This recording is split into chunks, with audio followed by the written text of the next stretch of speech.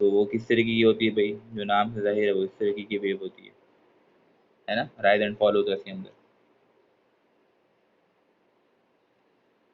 तो ये rise and fall कैसे आता है, फर्स्ट कर लेते हैं कि ये जो हमारे पास लाइन है, this is the equilibrium position of the body, of the water या ऑफ द एनी सब्सटेंस। ठीक है, अगर आप इसमें डिस्टर्बेंस प्रोड्यूस करेंगे ना इस वाले लाइन में, पानी जैसे पानी है, पानी में आपने पत्थर फेंका तो ये वेव बनेंगी, तो इसका मतलब ये जो वेव जो है वो एक डिस्टर्बेंस का नाम है। ठीक है, ये जो वेव है ये क्या है, एक डिस्टर्बेंस है। ठीक है, wave is the name of disturbance in any vibrating system.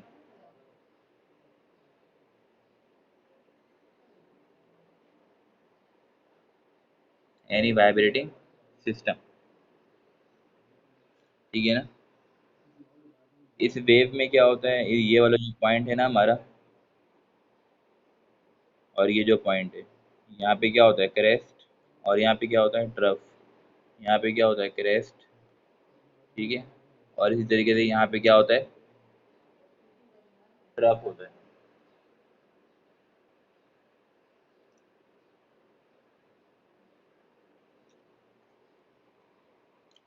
अब ये जो वेव है, ये वेव होती है मैकेनिकल वेव। कौन सी वेव, मैकेनिकल। मैकेनिकल वेव जो है वो दो किस्म की होती है। ठीक है, या तो ये ट्रांसवर्स होती है, या तो ये क्या होती है, लॉन्गिट्यूडिनल।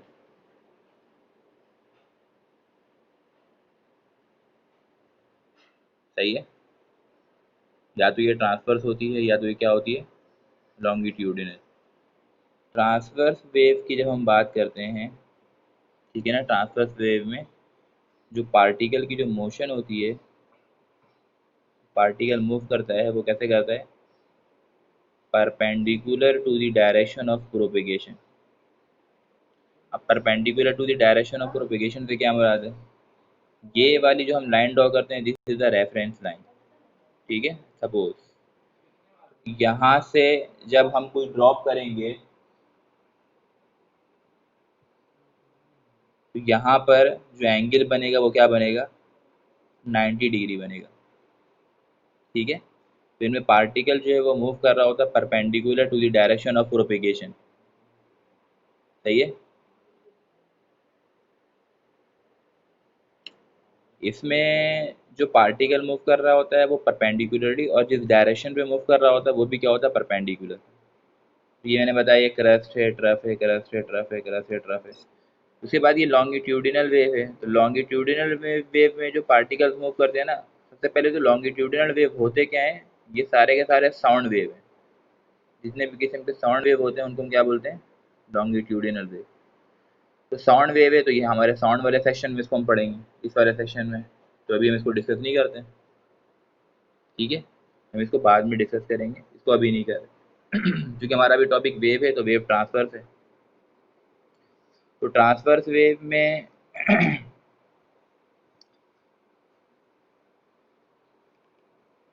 एक वेव में यहाँ पे बना दे रहा हूँ transverse.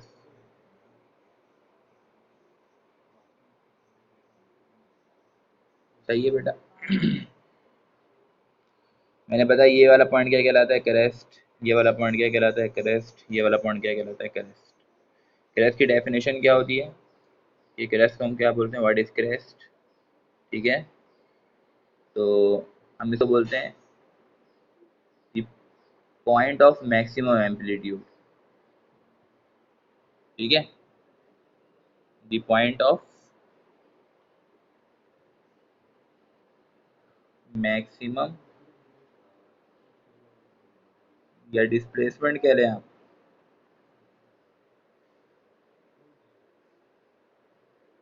The point of maximum displacement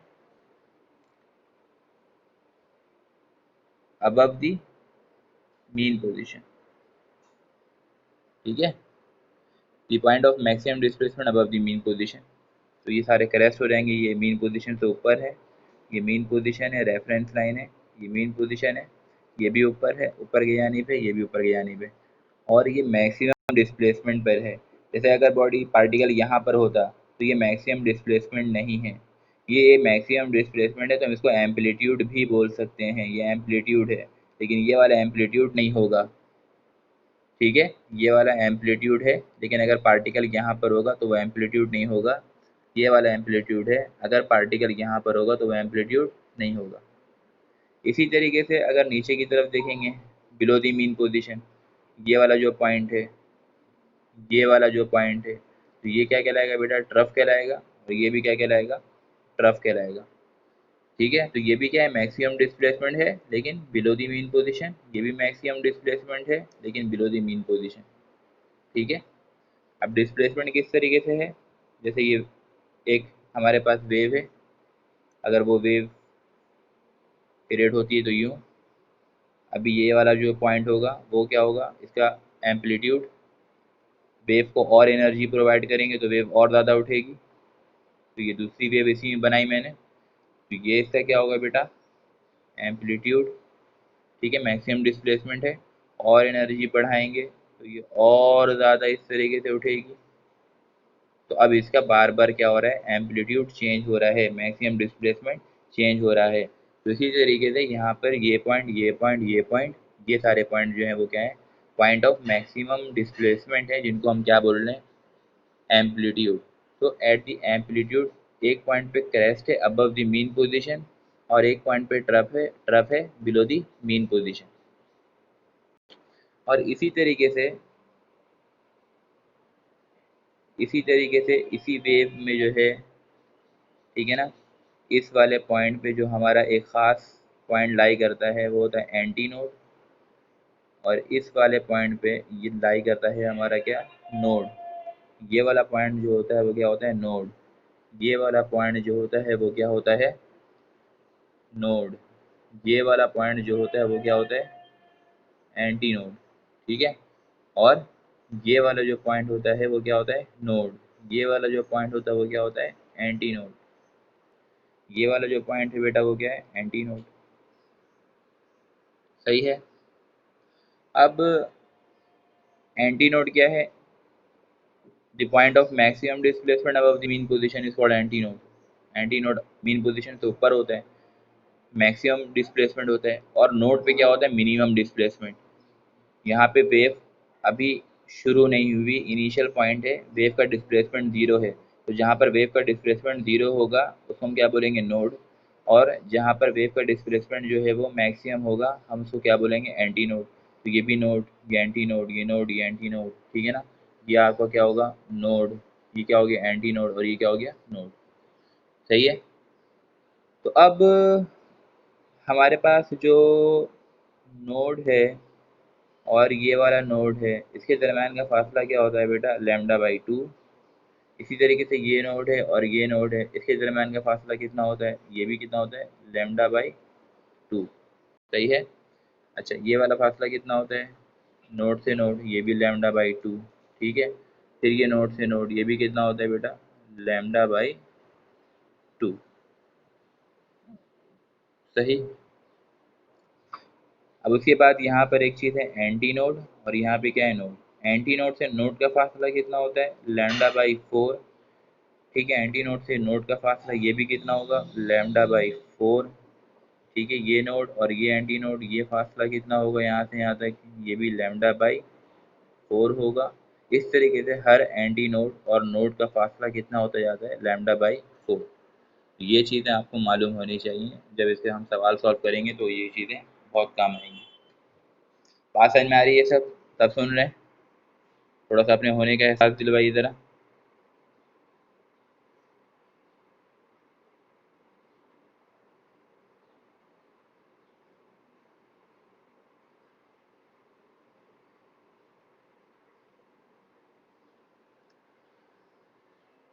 अच्छा, फिर इसके बाद जो है, जब हम और आगे इसको लेके चलते हैं इस बात को,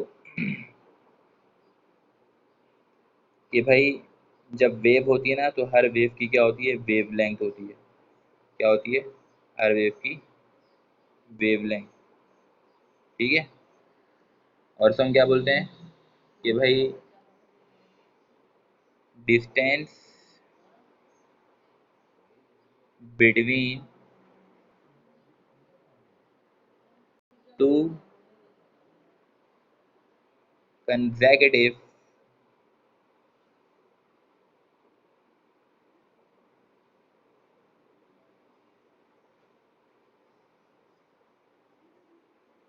distance between the two consecutive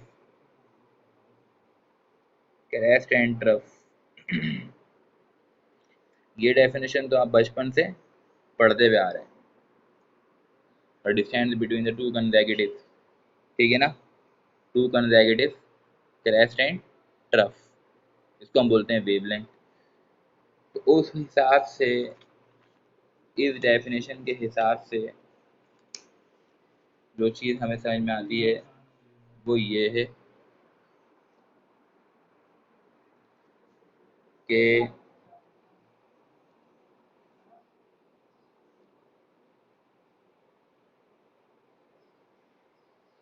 ठीक है,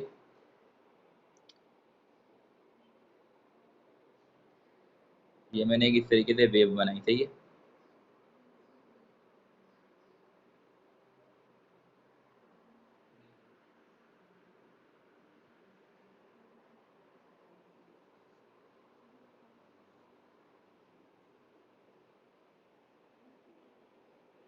ये हो गया क्रेस्ट और ये हो गया ट्रफ। डेफिनेशन क्या कह रहा है, दो लगातार क्रेस्ट और ट्रफ के दरम्यान का फासला क्या कह रहा था, वेवलेंथ।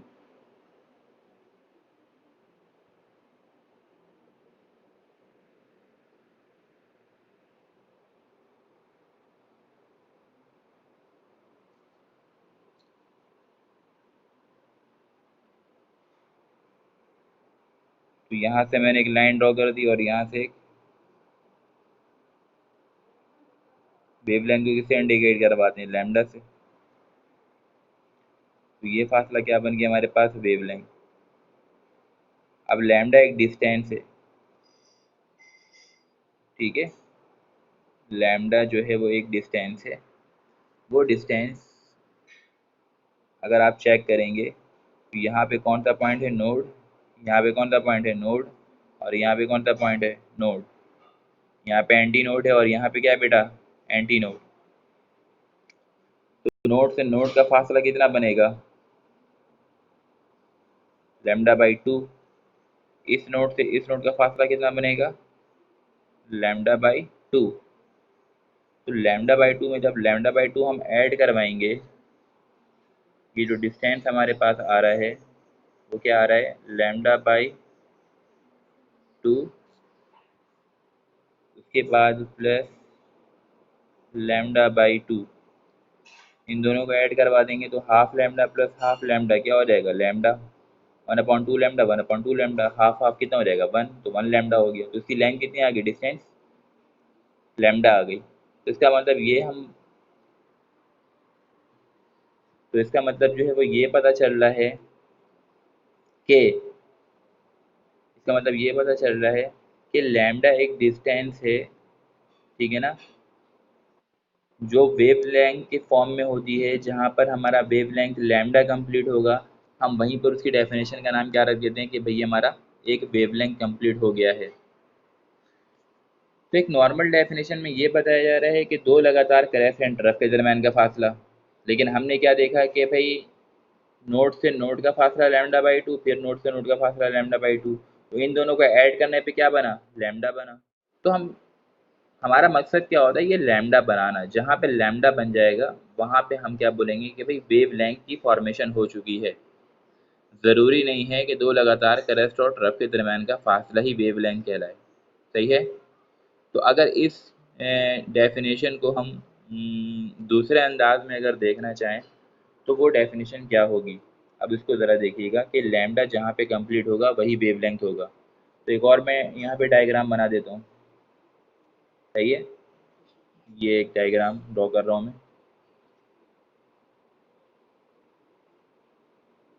सही है।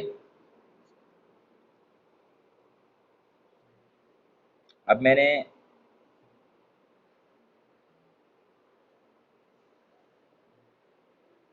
थोड़ा सा इसको और बड़ा कर दे रहा हूँ।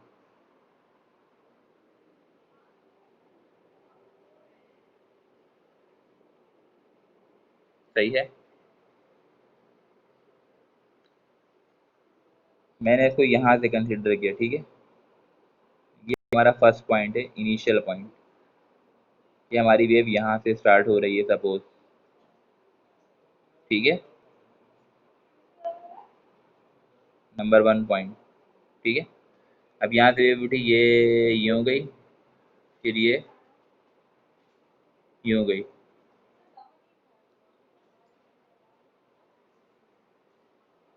और यहाँ पे ले आके मैंने इसको रोक दिया। जहाँ से चली थी उसी बिहेवियर में लाके मैंने इसको रोक दिया। ये पॉइंट यहाँ पर आएगा, सही है। इसको नहीं, यहाँ पे लाके रोक दिया, सही है। अब इस पॉइंट पे क्या लाएगा था हमारे पास, ये जो पॉइंट हमने बनाया है, नोड। ये पॉइंट क्या है हमारे पास, एंटी नोड। ये पॉइंट क्या है हमारे पास, नोड।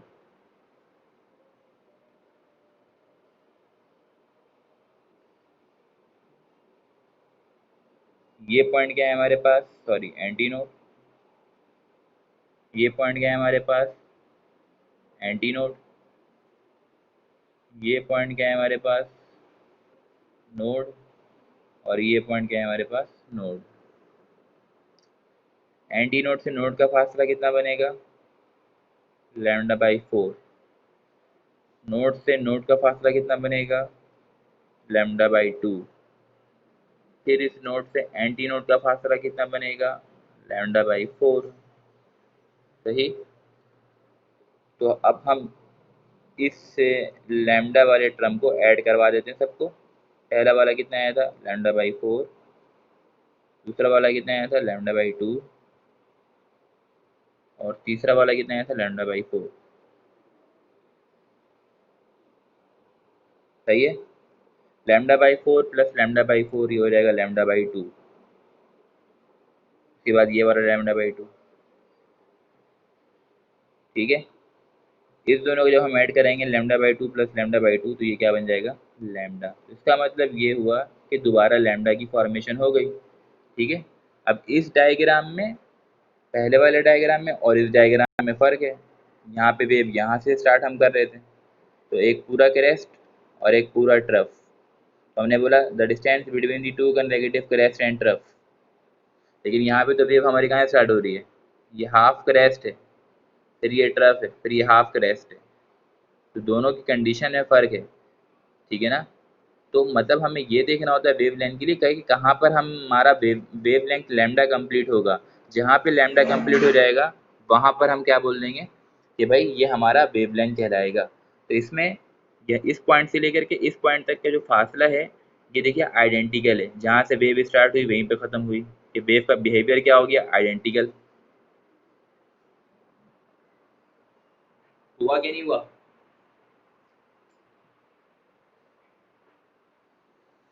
तो ये क्या कहलाता है, इसकी हम दूसरी डेफिनेशन ये बोल सकते हैं, wavelength can also be defined as where the distance covered by the wave is equal to lambda and also have identical behavior। ठीक है, कि वो पोजीशन वेव की जहाँ पे हमारा डिस्टेंस कितना कंप्लीट हो जाए, लैम्डा कंप्लीट हो जाए, और वेव का बिहेवियर क्या हो, आइडेंटिकल हो, एक जैसा हो, तो उसको भी हम क्या बोलते हैं, वेवलेंथ कह रहे होते हैं। ये बात समझ में आ गई सबको। हाँ भाई।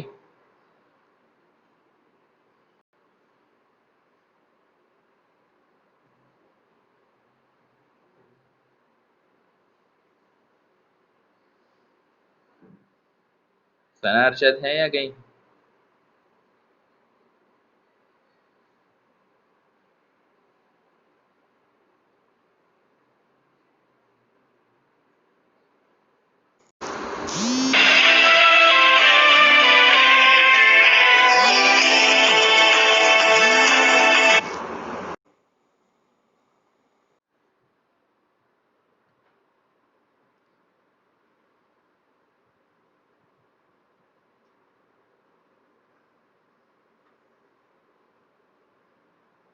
बात समझ में आएगी सबको यहाँ तक?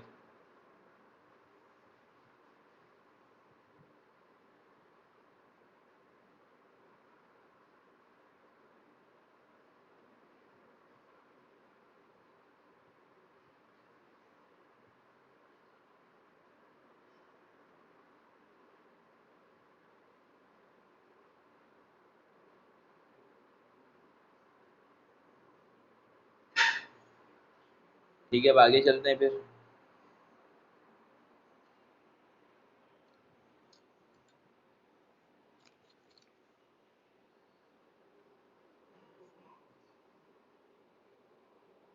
इसमें हमारे पास टॉपिक आता है वेव इन अ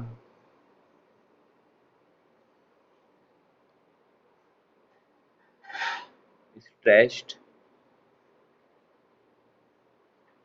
स्ट्रिंग। ठीक है, wave in a stretched string. तो wave in a stretched string से मुराद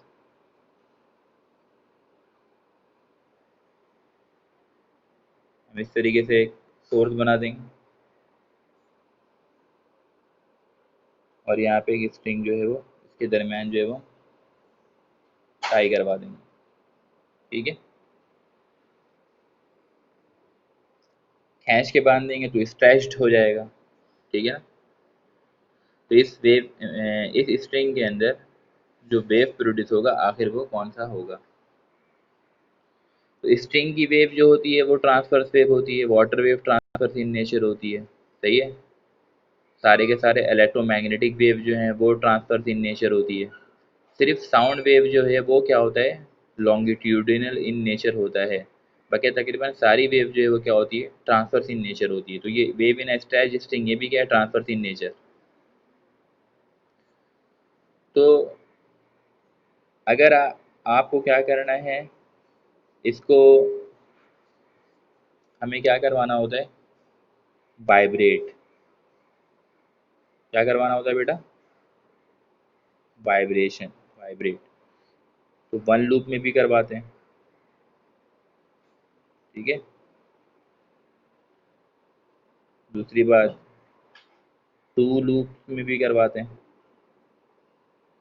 तीसरी बात थ्री लूप में भी करवाते हैं। और up to n number of loop में इसको हम वाइब्रेट करवा सकते हैं। अगर आपको इसको वन लूप में वाइब्रेट करवाना है तो आप क्या करते हैं, इस स्ट्रिंग के मिड पोजीशन पे क्या करते हैं, प्लग करते हैं।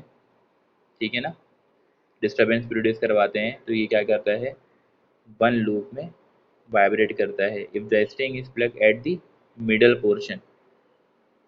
सही है।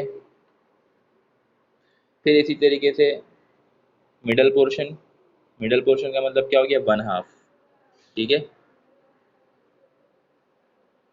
और इसी तरीके से अगर आपको इसको टू लूप में वाइब्रेट करवाना होता है, ठीक है, तो वन फोर्थ पे। जब टू लूप में वाइब्रेट करवाना तो हम क्या करते हैं, हम इसको टू लूप में जो है वो प्लग करते हैं। जब इसको टू लूप में वाइब्रेट करवाना होता है तो हम इसको क्या करते हैं, वन फोर्थ पे जो है वो प्लग करवाते हैं। तो वन फोर्थ को इसी पोजीशन हो सकती है इस तरफ। और अगर थ्री लूप में वाइब्रेट करवाना है तो हम बोलते हैं सूटेबल पोजीशन। इसके लिए कोई जगह मुख्तस नहीं है, suitable position.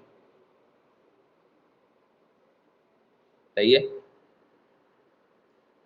The string have to plug at the suitable position in order to produce the number of loops that is called 3. For 3 loops, we have to plug the string at the suitable position. And in order to produce the one loop and two loops, the string have to plug at the middle portion and one fourth position respectively. आगे बसन में ये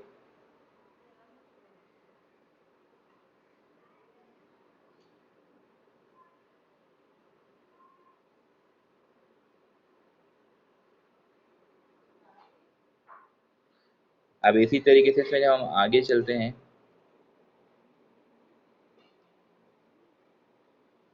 इसमें जब हम आगे चलते हैं तो एक चीज़ आती है कि भाई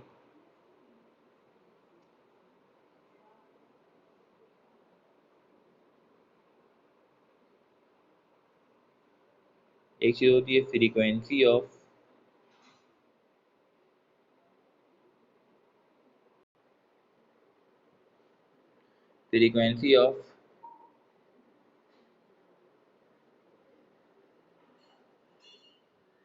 फंडामेंटल मोड।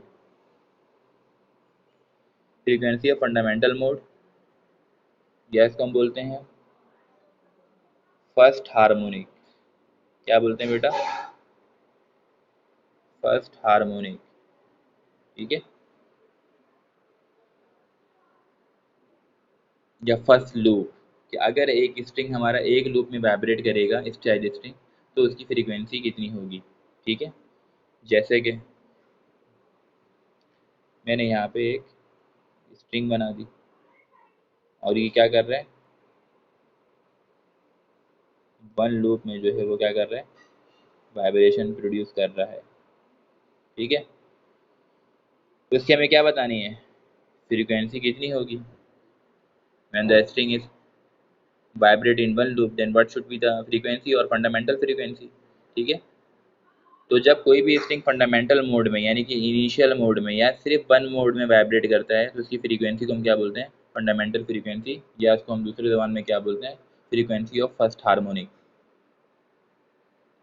ठीक है, तो अब अगर आप इसका डिस्टेंस चेक करें, ठीक है, एल, तो ये कितना होगा, यहाँ पे क्या लाई करेगा बेटा, नोड, और यहाँ पे भी क्या होगा, नोड। तो नोड से नोड का फासला कितना होता है, लैम्डा बाई 2। ठीक है ना, लैम्डा बाई 2।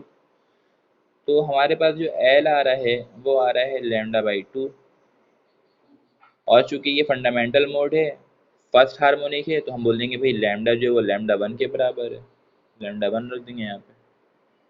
तो लैम्डा 1 किसके बराबर आएगा भाई, लैम्डा 1 बराबर आ जाएगा 2L के। सही हो गया। ठीक है, अब हम जानते हैं कि V किसके बराबर होता है, एफ लैम्डा के। फंडामेंटल फ्रीक्वेंसी तो F1, पहला वेवलेंथ है तो लैम्डा 1। मालूम क्या करना है हम लोगों को, फ्रीक्वेंसी, तो F1 को सेपरेट कर लेंगे, तो F1 किसके बराबर होगा, V ओवर लैम्डा 1 के। ठीक है, तो V और लैम्डा 1 किसके बराबर है हमारा, ये रहा लैम्डा 1 2L के बराबर है। तो लैम्डा 1 की जगह क्या आ गया बेटा, 2L। तो फंडामेंटल फ्रीक्वेंसी यानी कि एफ जो है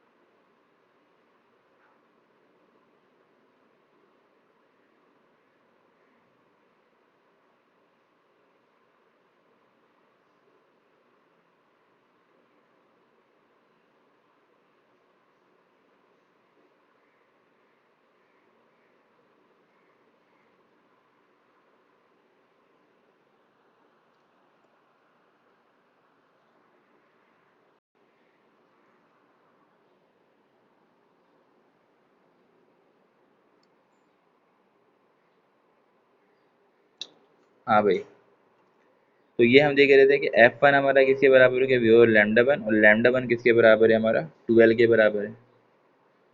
ठीक है ना, तो ये F1 इजिकल टू क्या हो जाएगा, ऊपर भी वैसे ही रहेगा। ठीक है, और ये वाला 2L, तो F1 इजिकल टू क्या आ गया हमारे पास, V over 2L। This is the frequency of fundamental harmonic, F1 is equal to V over 2L। When the string is vibrate in one loop, then the frequency of fundamental harmonic, that is f1, should be equal to f1 is equal to v over 2l. सही है। तो ये हमने fundamental frequency निकाल ली।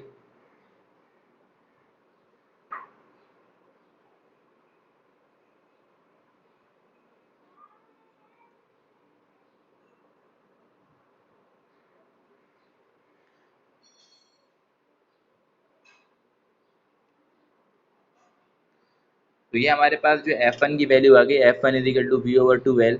This is the fundamental frequency of the fundamental mode when the string is vibrate in one loop.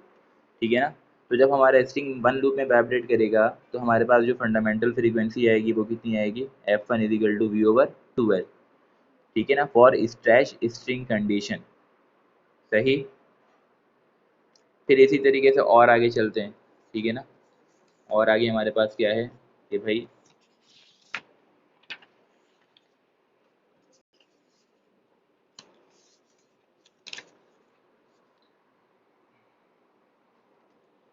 कि अगर string हमारा दो लूप में वाइब्रेट करेगा तो क्या होगा, and the string is vibrate in to loops. ठीक है, दो लूप में वाइब्रेट करेगा तो ये दो लूप बना दिया हमने। ठीक है, यहाँ पे हमने क्या कर दिया, इसको टाई करवा दिया। सही है, यहाँ पे हमने क्या करवा दिया, इस तरीके से स्टैच करवा दिया। दो लूप में वाइब्रेट कर रहा है तो ये क्या कहलाएगा, सेकंड हार्मोनिक। क्या कहलाएगा बेटा, सेकंड हार्मोनिक। या इसको हम और क्या बोलते हैं, फर्स्ट ओवरटोन। ठीक है, तो इसकी फ्रीक्वेंसी क्या कहलाएगी, frequency of first harmonic, frequency of second harmonic और फर्स्ट ओवरटोन। सही है। तो अब जरा इसको देखेंगे कि इसमें क्या होता है। डिस्टेंस चेक करेंगे, यहाँ से यहाँ तक का फासला कितना है, लैम्डा बाई 2। फिर ये नोड से नोड का फासला कितना है, लैम्डा बाई 2। तो इसका जो टोटल डिस्टेंस बना वो कितना बना, lambda by 2 plus lambda by 2। तो ये एल किसके बराबर हो जाएगा, 2 लैम्डा। चूँकि सेकंड हार्मोनिक तो यहाँ पे 2 लगा देंगे, यहाँ पे भी 2, यहाँ पे भी क्या रहेगा। अब लैम्डा 2 को सेपरेट कर लेंगे तो लैम्डा 2 सॉरी लैम्डा आएगा। ठीक है, लैम्डा आएगा। ठीक है, तो ये हमारे पास एल किसके बराबर आ गया, lambda 2। Lambda 2 by 2 plus lambda 2 by 2 क्या हो जाएगा, lambda 2। Half lambda plus half lambda, lambda 2। अब इसकी फ्रीक्वेंसी निकालनी है तो हम जानते हैं कि भाई वी किसके बराबर होता है, एफ लैम्डा। यहाँ पे F2, यहाँ पे लैम्डा 2, चूँकि सेकंड हार्मोनिक है।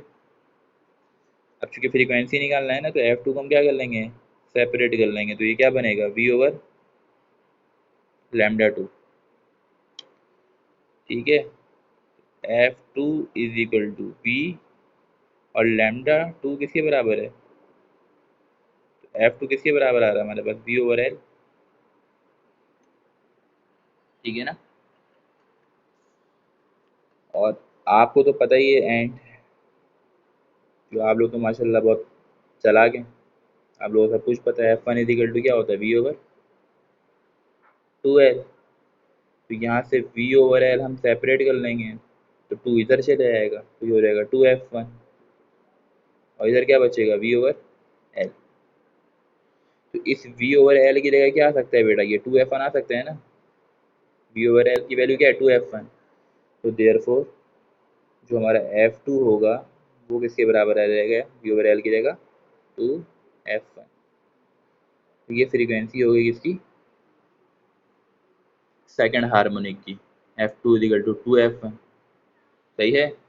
इसी तरीके से F3 किसके बराबर होता है, इसको मैं करके नहीं दिखा रहा, सेम तरीका करने का, वो 3F1। इसी तरीके से Fn किसके बराबर होता है, वो NF1 के बराबर होता है। आ रही बात समझ में।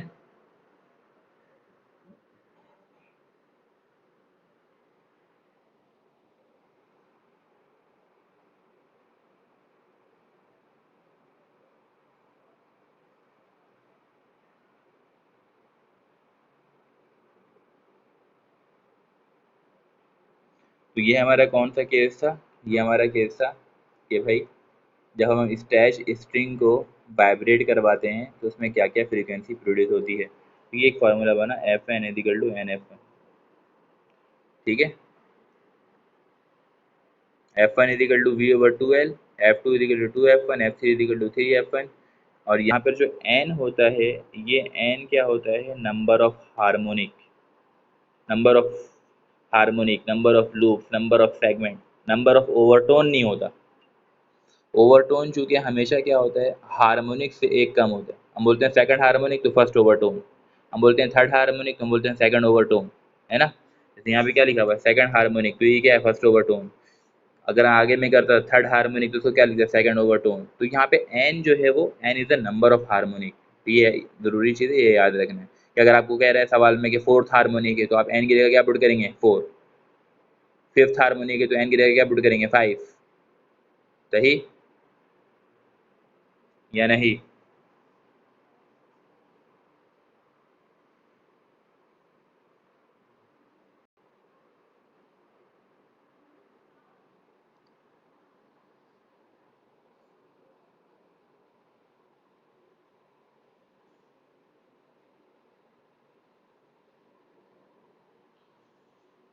अब आगे, अब यही चीज़ जो है वो, एक चीज़ हमारे पास होती है ओपन पाइप,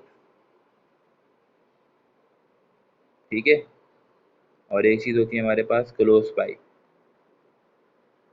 नाम तो सुना ही होगा ना।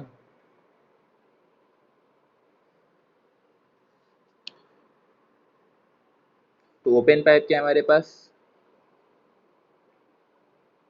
अ kind of pipe which is open at both ends, ठीक है। ये हमारे पास ओपन पाइप है। पहले ओपन पाइप पूरा देख लेते हैं, फिर क्लोज पाइप देखेंगे, ठीक है। ये हमारे पास क्या है, ओपन पाइप है, जो कि दोनों तरफ से क्या है, ओपन है, पहली बात। दूसरी बात क्या है कि इस ओपन पाइप में एक प्रॉपर्टी ये होती है कि जब भी वेव इसके अंदर दाखिल होती है तो उसके ओपन एंड पे हमेशा जो है वो एंटी नोड होता है, और कुल, ठीक है ना, ओपन एंड पे हमेशा इसके क्या होगा, एंटी नोड होगा, ठीक है। तो देखिए इस पॉइंट पे क्या आ रहा है हमारा, एंटी नोड। यहाँ पे क्या है, जहाँ पे डिस्प्लेसमेंट जीरो हो जाए, तो इस पॉइंट पे डिस्प्लेसमेंट जीरो हो गया ना, यहाँ पे क्या हुआ, नोड, ठीक है। और इस पॉइंट पे क्या है, डिस्प्लेसमेंट जीरो नहीं है, मैक्सिमम है, तो ये क्या है, एंटी नोड। ये पॉइंट भी क्या है, एंटी नोड, और ये पॉइंट भी क्या है, एंटी नोड, सही है। तो ओपन पाइप पे ओपन एंड पे हमेशा क्या लाई करता है, एंटी नोड, ठीक है। तो ये इसका फंडामेंटल मोड हो जाएगा। अगर मैं कहूँ कि ये क्या है, फंडामेंटल मोड है, ठीक है। फंडामेंटल मोड यानी कि फर्स्ट हार्मोनिक, सही है। अगर ये फर्स्ट हार्मोनिक है तो इसके लिए हम फार्मूला टाइप करेंगे। अगर इसका हम लेंथ चेक करें तो ये फासला कितना है, यहाँ से यहाँ तक, और ये वाला भी कितना है, लैम्डा बाई फोर। ये हो जाएगा lambda by four plus lambda by four. तो lambda by four plus lambda by four, इसका मतलब फंडामेंटल है तो हम लैम्डा वन लगा देंगे। तो एल इज इक्वल टू क्या आ जाएगा, लैम्डा वन बाई टू। और अगर हम लैम्डा वन को सेपरेट करेंगे तो ये क्या आ जाएगा, lambda one is equal to two l. आएगा क्या नहीं।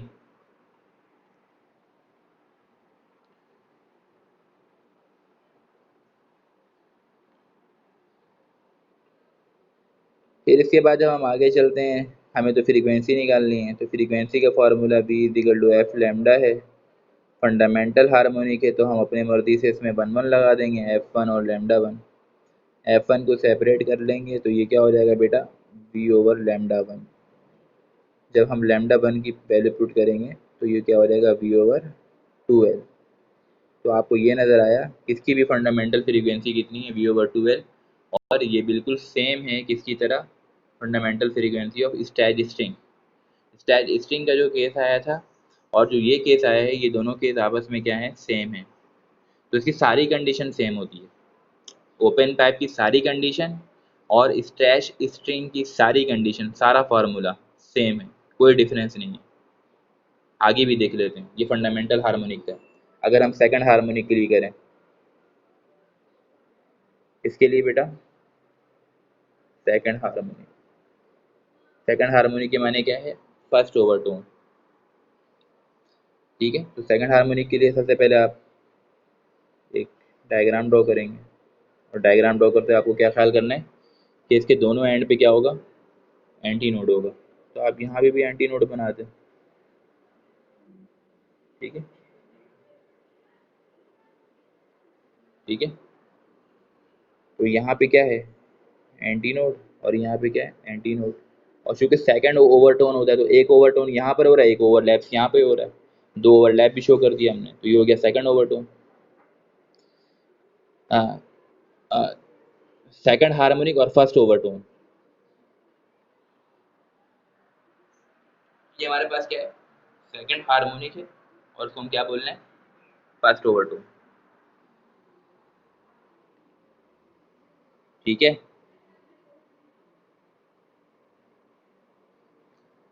ये डिस्टेंस कितना होगा? λ2/4। ये डिस्टेंस कितना होगा? λ2/4। ये डिस्टेंस कितना होगा? λ2/2। एल के लिए फॉर्मूला बनेगा λ2/4 प्लस λ2/4, कितना हो जाएगा? λ2/2।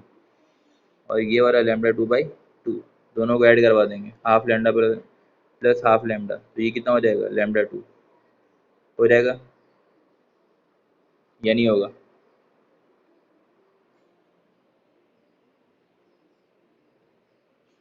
सही है, तो ये हो गया λ2/2 plus λ2/2 equal to L equal to λ2। फ्रीक्वेंसी निकालनी है ना, तो हम लगा देंगे v equal to F lambda f2 λ2। तो ये क्या हो जाएगा हमारे पास? फ्रीक्वेंसी को सेपरेट कर दिया v/λ2। ठीक है, और λ2 हमारे पास किसके बराबर है? λ2 बराबर है एल के। f2 is equal to v/l। ठीक है, क्या हो गया? ये v/l। अब इसको यहीं से कंटिन्यू करते हैं आगे।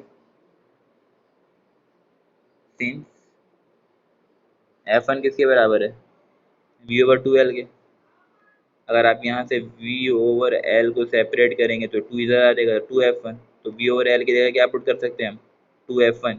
तो यहाँ पे क्या है हमारे पास? v/l। तो हम v/l की जगह क्या पुट कर सकते हैं? सिंस v/l किसके बराबर है? 2f1 के, जो यहाँ से नजर आ रहा है, तो हम यहाँ पुट कर देंगे। तो भाई f2 is equal to v/l की जगह 2f1 आ जाएगा। तो f2 is equal to 2f1 आ गया। सेम इसी तरीके से f3 क्या आएगा? 3f1 आएगा। f4 क्या आएगा? 4f1 आएगा। और nth हार्मोनिक के लिए fn कितना आएगा? nf1। सही।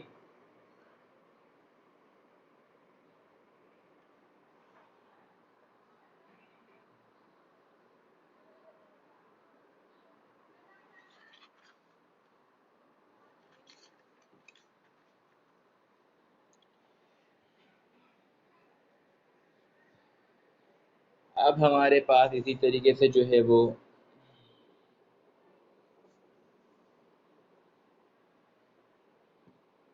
क्लोज पाइप की कंडीशन है। ये कंडीशन करवा रहा हूँ ना, ये ओपन पाइप क्लोज पाइप, ये हो जाएंगे तो तकरीबन ये आपका जो वेव वाला टॉपिक है ना, ये तकरीबन कवर हो जाएगा। फिर आपके इसके एमसीक्यूज में आपको सेंड कर दूंगा, वो आप सॉल्व कर लीजिएगा। ठीक है, और बीच बीच में मैं क्लास करूँगा ताकि नेक्स्ट वीक से पहले पहले, कमिंग क्लास से मेरे पहले पहले मैं चैप्टर नंबर 8 ख़त्म करूँगा, क्योंकि लॉन्ग चैप्टर में शुमार होता है ये। फिर उसके बाद 9 इंशाल्लाह ताला एक या दो दिन में, फिर 10 इंशाल्लाह एक या दो दिन में। क्लोज पाइप, तो क्लोज पाइप क्या है? एक ऐसा पाइप जिसका एक एंड क्या हो?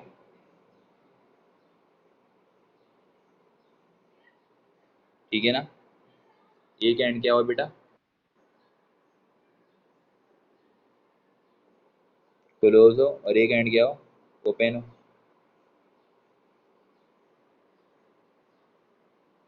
और हमेशा क्लोज एंड पे क्या नहीं करता है इसका, नोड, तो ये नोड आ गया।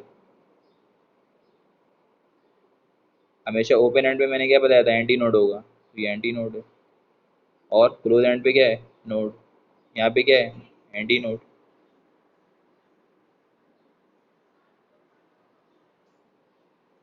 तो ये क्लोज पाइप की डेफिनेशन हो गई। क्या pipe whose close end is connected with the node and the open end is connected with the antinode is called closed pipe। उसके बाद हम इसको देखते हैं कि भाई इसकी फंडामेंटल मोड जब हम निकालेंगे, फंडामेंटल मोड या इसको हम बोलते हैं फर्स्ट हार्मोनिक, या इसको बोलते हैं हम फंडामेंटल फ्रीक्वेंसी। जब आप ये निकालेंगे तो आखिर ये कितना आएगा, तो आप इसका डिस्टेंस पहले निकाल लें, एल इज इक्वल टू यहाँ से नोड या एंटी नोड, नोड से एंटी नोड का फासला कितना होता है, λ/4। तो ये λ1 हम इसीलिए लेंगे चूँकि फंडामेंटल मोड है, पहली मोड है, तो हम उसके लिए λ1 पुट करेंगे। तो λ1 किसके बराबर हो जाएगा बेटा, λ1 बराबर हो जाएगा 4L के। सही। अब हम इसके लिए क्या करेंगे, हमें तो फ्रीक्वेंसी निकालनी है, ठीक है। तो V किसके बराबर होता है, एफ लैम्डा के, ये F1 हो जाएगा, ये λ1 हो जाएगा। तो F1 is equal to V/, λ1, और λ1 4L के बराबर है, तो F1 का फॉर्मूला बन जाएगा V/4L। F1 is equal to V/4L। अब इसकी फंडामेंटल फ्रीक्वेंसी ओपन पाइप से और स्टैच स्ट्रिंग से बिल्कुल डिफरेंट है। स्टैच स्ट्रिंग में फिर फंडामेंटल फ्रीक्वेंसी आई थी V/2L, ओपन पाइप में फंडामेंटल फ्रीक्वेंसी आई थी V/2L, लेकिन इसमें जो फंडामेंटल फ्रीक्वेंसी आ रही है वो कितनी है, F1 is equal to V/4L। सही। इसी तरीके से अगर हम इसके सेकंड हार्मोनिक के लिए काम करेंगे, सेकंड हार्मोनिक, या इसको हम बोलेंगे first overtone of the close pipe. तो एक रफ डायग्राम आप ड्रॉ कर लेंगे इसके लिए, ठीक है। यहाँ पे नोड होगा और यहाँ पे एंटी नोड, ये नोड है और यहाँ पे क्या है, एंटी नोड, ये एंटी नोड, ये नोड, और ये पॉइंट भी क्या है, नोड। सही है। नोड से एंटी नोड का, नोड से नोड का फासला कितना होता है, λ/2, और नोड से एंटी नोड का फासला कितना होता है, λ/4। ठीक है। अगर हम इसका लेंथ कैलकुलेट करेंगे, सबसे पहले काम लेंथ कैलकुलेट कर लेते हैं। लैम्डा, क्योंकि सेकंड हार्मोनिक है तो λ2/2, और ये λ2/4। ठीक है। अगर आप दोनों को ऐड करवा देंगे तो क्या हो जाएगा, 4λ2 प्लस 2λ2 डिवाइडेड बाई 2 4 8। तो ये हो जाएगा 4 2 6, λ2 डिवाइड बाई 2 3 6, 2 4। तो ये L की वैल्यू क्या रहेगी, 3λ2/4। और अगर λ2 को आप सेपरेट कर लेंगे तो कितना हो जाएगा, 4L/3। तो ये आपके पास क्या आ गई, λ2 की वैल्यू। सही है। 4L/3। आपको निकालना क्या है, फ्रीक्वेंसी, तो आप फॉर्मूला लगा देंगे, V is equal to F lambda. तो ये क्या हो जाएगा, क्योंकि सेकंड हार्मोनिक है तो F2 λ2, F2 को सेपरेट कर लिया तो ये क्या हो जाएगा, V/λ2। तो ये F2 is equal to V। किसके बराबर है, 4L/3। ठीक है। तो 3 को ऊपर ले जाएंगे तो क्या हो जाएगा, F2 is equal to 3V/4L। सही है।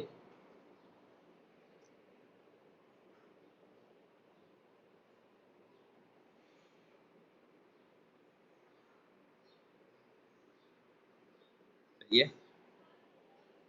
अगर हम इसको क्या कर देंगे, F2 की जो वैल्यू आ रही है वो क्या आ रही है, 4L/3। तो 3 को ऊपर कर देंगे तो क्या रहेगा, 3V/4L।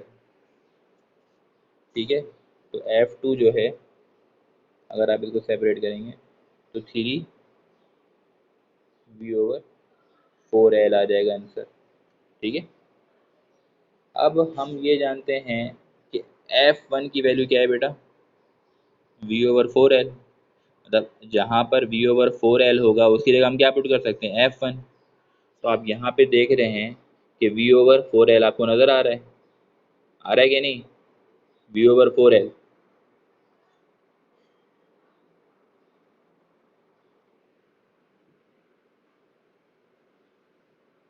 ठीक है, ये जो V/4L है आप इसको सेपरेट कर लीजिएगा कि भाई V/4L हमारा किसके बराबर है, F1 के। तो F2 इस तरीके से किसके बराबर हो जाएगा, ये वाला 3 बचा हुआ, 3 वैसे ही आ गया, और इस V/4L की जगह F1 आ जाएगा। तो F2 इक्वल टू क्या आ गया, 3F1। सही है, तो F2 किसके बराबर आ रहा है, 3F1 के। इसी तरीके से जब आप F3 निकालेंगे ना तो वो किसके बराबर आएगा, 5F1 के। सेम तरीका हुआ निकालने का, डायग्राम में एक ड्रॉ कर दे रहा हूँ लेकिन निकाल लें, आप घर पे निकाल लीजिएगा बैठे बैठे भी। सही है, फिर इसके सारे MCQ आपको दूंगा सॉल्व करने के लिए, वो बनाना है आप लोगों को।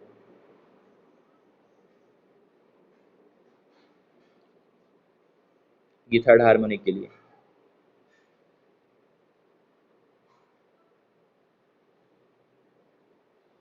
ठीक है, तो इसमें सबसे पहले यहाँ पे नोड होगा,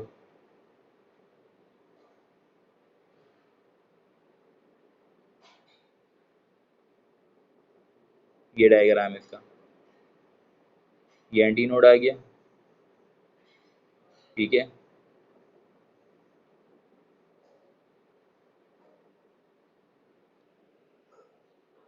ये एक ज़्यादा हो गया, ये यहाँ पे रुक जाएगा। सही है, इसको कंसिडर नहीं करिएगा, ये थर्ड हार्मोनिक है। ये एंटी नोड आ गया, ये एंटी नोड, ये एंटी नोड, ये नोड, ये नोड, ये नोड। अगर निकाल लीजिएगा इसका आप लोग थर्ड हार्मोनिक, फ्रीक्वेंसी निकाल लीजिएगा। इसकी फ्रीक्वेंसी कितनी आएगी, F3 इक्वल टू 5F1। ठीक है, तो इसके जो जनरल फार्मूला है ना, for NH frequency, for NH frequency, जैसे ओपन पाइप में तो क्या था, FN is equal to NF1। ठीक है, इसी तरीके से स्टैट स्ट्रिंग में क्या था, FN is equal to NF1। लेकिन इसमें जो है वो क्या होता है कि FN is equal to 2n-1 F1, ये फॉर्मूला है। ठीक है, let us suppose third harmonic के लिए मैंने क्या किया है, 5F1 ना, तो देखते हैं 5F1 आता है नहीं। F3 कर दिया इसको, n की जगह 2, n की जगह क्या कर दिया 3 -1, और F1 ये ऐसे ही है, F3 is equal to 2 3 6 -1, F1 6 -1 5F1। तो ये आ गया F3। आई बात समझ में। इसी तरीके से अगर आपको let us suppose close pipe में कह रहा है कि फिफ्थ हार्मोनिक की फ्रीक्वेंसी कितनी होगी। ठीक है ना, अब इतना कौन डायग्राम बनाए, ये सारी चीज़ें करे फिफ्थ हार्मोनिक के लिए। तो आप क्या करेंगे, फार्मूला लगाएंगे, FN is equal to 2n-1 F1। तो एफ एन की जगह क्या रहेगा 5, ये 2, एन की जगह क्या रहेगा 5-1, और ये F1 बाहर वैसे ही 2 5 10 -1 F1 10-1 9 F1। F5 की जो क्लोज पाइप की फ्रीक्वेंसी होगी वो कितनी होगी, F5 is equal to 9 F1। बात समझ में आ गई सबको ये।